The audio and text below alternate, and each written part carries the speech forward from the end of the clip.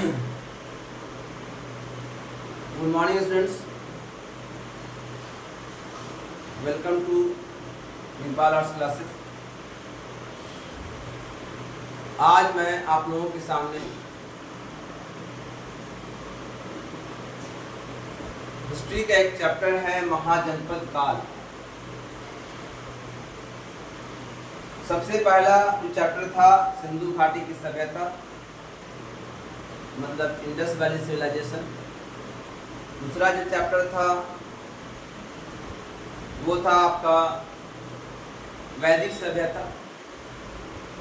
आज जो मैं आप लोगों को पढ़ाने जा रहा हूँ वो है महाजनपद काल।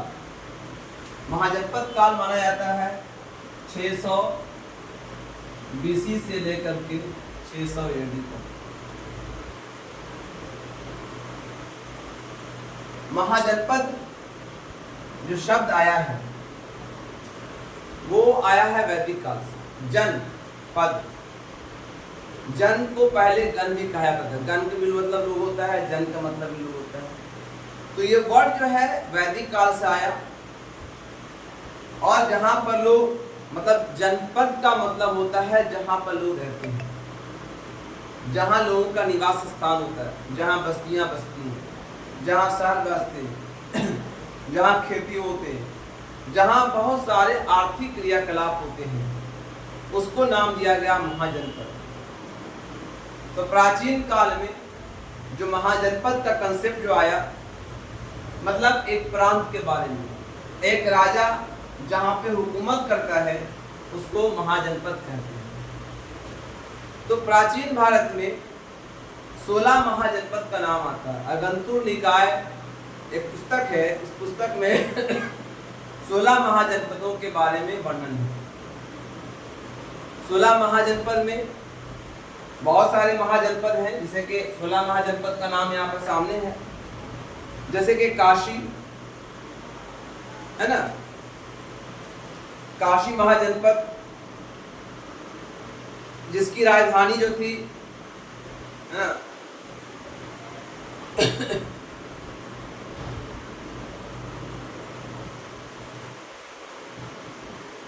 काशी की राजधानी जो थी वो आपके वाराणसी है ना। फिर इसके बाद था आपका, काशी के बाद आपका आया कौशल है ना, काशी, कौशल, अंग, मगध, मगध की राजधानी राजगीर थी, राजगिरी, वज्जी, मल्ल, चेदी, वत्स, कुरु, पांचाल, मत्स्य, सुरसेन, अस्मक, अवंती, कंधार, कंबोज। और जैन ग्रंथ के भगवती सूत्र में भी 16 महाजनपद के बारे में वर्णन है, जिसमें अलग नाम दिया हुआ है, जैसे कि अंग, भंग, मगह, मलय, मालव, अच, वच, कुच, पांड्या, लाड़, वज्जी, मोली, संभूतर, अवध, कौशल, काशी। तो महाजनपद के बारे में कई लोगों ने बताया, जैसे कि कौटिल्य ने बताया कि जनपद ऐसी जगह होती है जहां लोग परिश्रम करते हैं, जहां अन्न उगाते हैं है ना, जहां पैसा कमाते हैं, जहां दिनचर्या का काम करते हैं, उसे महाजनपद कहा गया। जहां वन होते हैं, खनिज होते हैं है ना, ये सारे जो होते हैं महाजनपद होते हैं। कौटिल्य ने भी बताया, और भी बताया कि मनुष्य जहाँ पे रहता है ना, और जहाँ पे जीवन निवास करता है, जहाँ सभी चीजों का संगम होता है, उसे महाजनपद कहते हैं। तो जनपद की अवधारणा ये जो है वैदिक काल से आई। जन का मतलब जहाँ जन बसते हैं, बस ये कहा। अब आइए सारे महाजनपद का, उस समय जो महाजनपद था तो शासन प्रणाली कैसी थी। तो 3 तरह की शासन प्रणाली के बारे में अगंतुर निकाय में लिखा हुआ है। पहला है राजतंत्रात्मक, जहाँ पे राजा की हुकूमत हुआ करती थी, डायरेक्टली राजा उस पे काम हुकूमत करते थे। दूसरा था गणतंत्रात्मक, जहाँ पे गणतंत्रीय शासन प्रणाली थी, और कहीं पर था कुलीन तंत्र। अब ये सवाल होता है कि जैसे कि राजतंत्र कहाँ कहाँ था। तो जो है वहाँ जो राजतंत्र था वो महाजनपद में अंग में था, मगध में था, काशी में, कौशल में, चेदी में, वत्स में, कुरु, पांचाल, मत्स्य, सुरसेन, अश्मक, अवंती, गंधार। अगंतुर निकाय में लिखा हुआ है कि ये सभी महाजनपदों में राजतंत्र था, लेकिन कुछ जगह ऐसे भी थे जहां पर जो है गणतंत्रात्मक हुकूमत थी, जैसे कि कपिलवस्तु के शाक्य, है ना, रामगाम के कोलिया, पावा एवं कोशिनारा के मल्ल, मिथिला की विदेह और कुछ और भी इलाके थे, है ना, वहां पर जो है गणतंत्रात्मक हुकूमत थी, यानी एक कानूनी व्यवस्था वहां पर लागू की गई थी। यानी इससे ये पता चलता है कि भारत में जो गणतंत्रात्मक संप्रदाय है वो प्राचीन काल से चला आ रहा है। रिपब्लिक सिस्टम जो था प्राचीन काल से चला आ रहा है। हम सब जानते हैं रिपब्लिक में क्या होता है, लोकतंत्र जैसी भावना होती है, सभी को बराबरी का होता है, सभी को राय देने का अधिकार होता है। तो इस तरह से महाजनपदों में ये सारे सिस्टम हुआ करते थे। तो इसमें जो है जैसे कि अंग है, अंग जो है अंग उत्तरी बिहार के वर्तमान भागलपुर में है, जिसको अंगराज कर्ण भी हम लोग सुनते हैं। ये मुंगेर के जिले अंग महाजनपद के आते थे। इसकी राजधानी जो थी चंपा थी, ठीक है, तो ये अंग था। उसके बाद मगध, जिसकी राजधानी राजगिर थी, हम सब पढ़े भी हैं, है ना। उसके बाद था काशी, है ना, काशी जो है इसकी राजधानी वाराणसी थी, जो वैभव, शिल्प और बुद्धि और ज्ञान का केंद्र था, ठीक है। इसके अलावा जो है और भी जो थे, कौशल, इसकी राजधानी श्रावस्ती थी। ये बुद्ध काल में, है ना, जो यहाँ के राजा हुआ करते थे, राजा प्रसेनजित, ठीक है। बाद में यहाँ पर साकेत और दक्षिणी भाग में श्रावस्ती बनाई गई, दो राजधानियां थी इसकी। वज्जी की राजधानी थी वैशाली, है ना। और भी यहाँ पर जो है गणतंत्री शासन प्रणाली थी। मल्ल, उत्तर प्रदेश के देवरिया जिले में है मल्ल महाजनपद, यहाँ भी गणतंत्र प्रणाली थी। इसकी राजधानी थी कोशीनागर। उसके बाद चेदी जो है बुंदेलखंड में है, इसकी राजधानी थी शक्तिमती। महाभारत काल के शिशुपाल यहीं के राजा थे, ठीक है। वत्स जो है आधुनिक इलाहाबाद है और बांदा, इसकी राजधानी थी कौशाम्बी, ठीक है। कुरु हम सब जानते हैं महाभारत में, इसकी राजधानी थी इंद्रप्रस्थ। पांचाल, इसकी राजधानी थी आपके पांचाल में ही, पांचाल था, राजधानी थी अहिछत्र और एक काम्पिल्य था, काम्पिल्य। मत्स्य जो इसकी राजधानी थी विराट नगरी। सुरसेन, इसकी राजधानी थी आपका मथुरा। अस्मक, इसकी राजधानी थी आपको कोतल या कोटली। अवंती, इसकी राजधानी थी मालवा, मालवा में अवंती राजधानी थी, इसकी राजधानी थी उत्तरी अवंती और दक्षिणी अवंती कहलाती। गंधार, इसकी राजधानी तक्षशिला जो पाकिस्तान में है।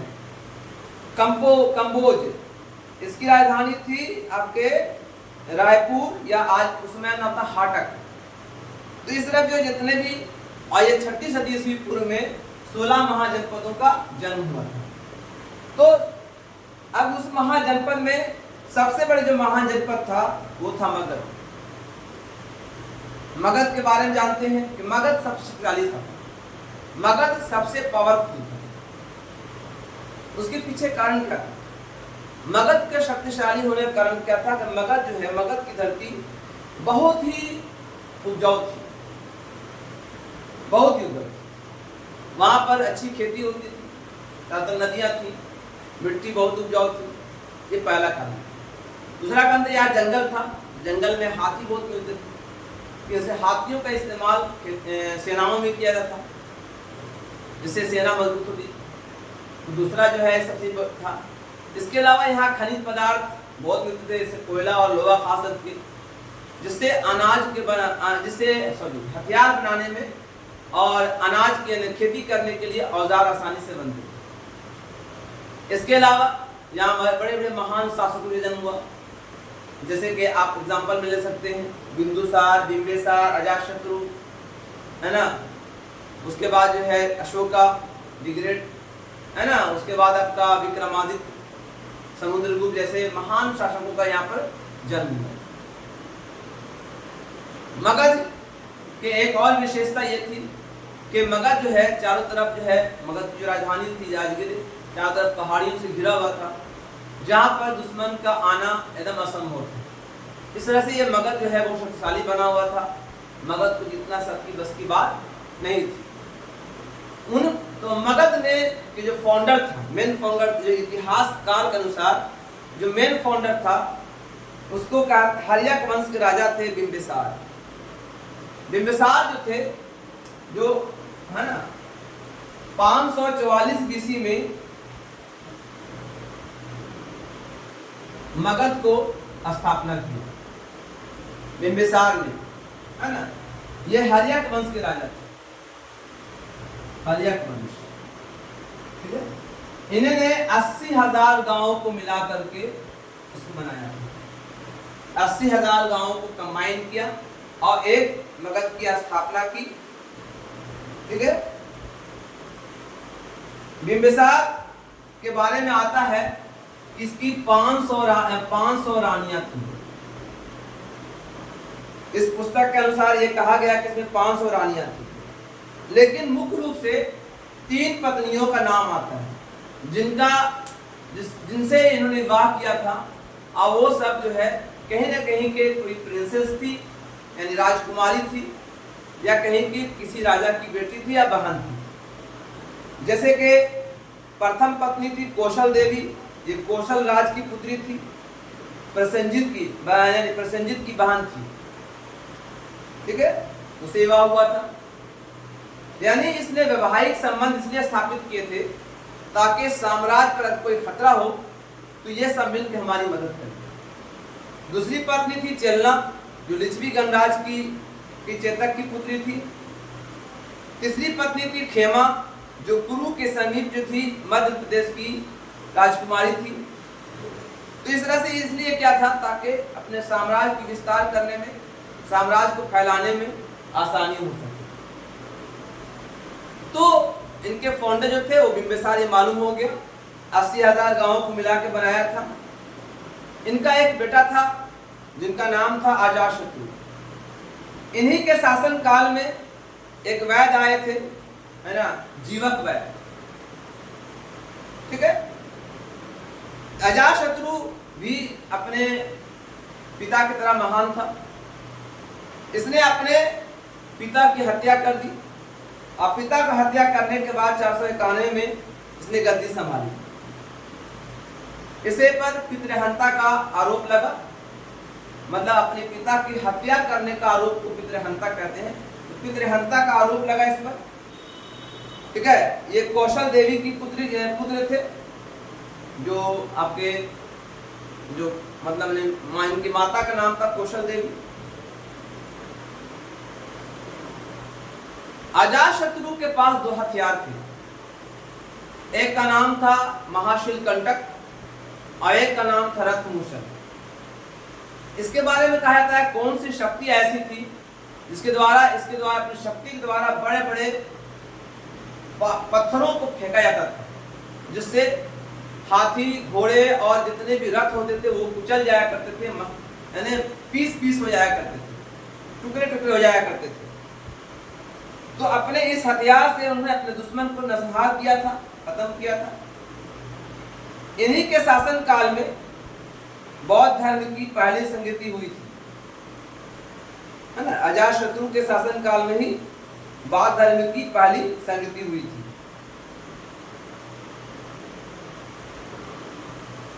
अजातशत्रु बुद्ध और महावीर दोनों से मतलब प्रेरित थे, लेकिन ये जो है आजीवक संप्रदाय को मानते थे। उसके बाद जो है अजातशत्रु का पुत्र उदयन गद्दी पर बैठा। उदयन ने भी अपने पिता की हत्या कर दी और खुद गद्दी संभाली। लेकिन इसने अपनी राजधानी बदल दी। मगध की राजधानी कहाँ थी? राजगीर थी। इसने राजधानी बदल करके पाटलिपुत्रा कर दी। जो गंगा, सोन और पुनपुन के नदियों के संगम में बसा हुआ पाटलिपुत्र, जिसका असली नाम कुसुमपुरा है, वर्तमान में इसको पटना कहते हैं हम लोग, यहाँ उन्होंने अपनी राजधानी बनाई और है ना, इन्होंने अपने साम्राज्य को विस्तार किया। लेकिन बदकिस्मती ये रही कि इन्हीं के एक अधिकारी ने, है ना, हालांकि उदयन के बाद कुछ और कमजोर शासक आए थे, जैसे कि अनिरुद्ध, मुंडक, नागदशक, है ना। अंतिम राजा नागदशक थे, जिसको शिशुनाग नाम करके एक मंत्री ने इनको जान से मार दिया और शिशुनाग वंश की स्थापना की। 412 ईस्वी में शिशुनाग वंश की स्थापना हुई। 412 में शिशुनाग वंश, 544 में हर्यक वंश की स्थापना हुई। हर्यक वंश के बाद क्या हुआ? शिशुनाग वंश। हर्यक वंश में 3 राजा है, पहला बिंबिसार, दूसरा अजातशत्रु और तीसरा उदयन। शिशुनाग वंश के संस्थापक कौन थे? शिशुनागपाल, ठीक है। लेकिन इसने अपनी राजधानी जो है बदल दी थी, वैशाली कर दी थी, लेकिन ज्यादा दिन तक नहीं चल पाया। 22 वर्ष का शासन किया और उसके बाद जो है नंद वंश के राजा थे महापद्मानंद, जिसने, है ना, इसके अंतिम राजा को कालाशोक को जान से मार दिया, कालाशोक की हत्या कर दी और नंद वंश की स्थापना की, ठीक है। महापद्मानंद इसके संस्थापक थे। इसमें कई राजा है, लेकिन अंतिम राजा था घनानंद, जो एक क्रूर बादशाह था, क्रूर राजा था, है ना, जो अंतिम दिनों में इसकी क्रूरता इतनी हद हो गई थी, हालांकि इससे कोई लड़ना नहीं चाहता था, बहुत बहादुर था और इसके पास हाथियों की लंबी चौड़ी फौज थी। लेकिन कौटिल्य की मदद से चंद्रगुप्त मौर्य को तैयार किया गया और उसने एक विशाल सेना लेकर के मगध पे आक्रमण किया, उसकी क्रूरता को अंत करने के लिए। और आखिरकार जो है उसे हंत कर दिया गया, घनानंद को मार दिया गया और यहाँ पर जो है मगध में मौर्य वंश की नींव डाली गई। इस तरह से जो है ये 3 वंश के बारे में बताया मैंने। पहला था हर्यक वंश और दूसरा था आपका शिशुनाग वंश और तीसरा था नंद वंश। नंद वंश की स्थापना हुई थी 344 में और खत्म हो गया 323 में। 323 AD में इसका अंत हो गया, ठीक है। इस तरह से 3 वंश के बारे में बताया मगध महाजनपद में। अगले वीडियो में हम लोग बात करेंगे मौर्य काल के बारे में और गुप्त काल के बारे में। ये वीडियो यहीं पर अंत करते हैं। इस वीडियो को लाइक कीजिए, सब्सक्राइब कीजिए और शेयर कीजिए। Thank you.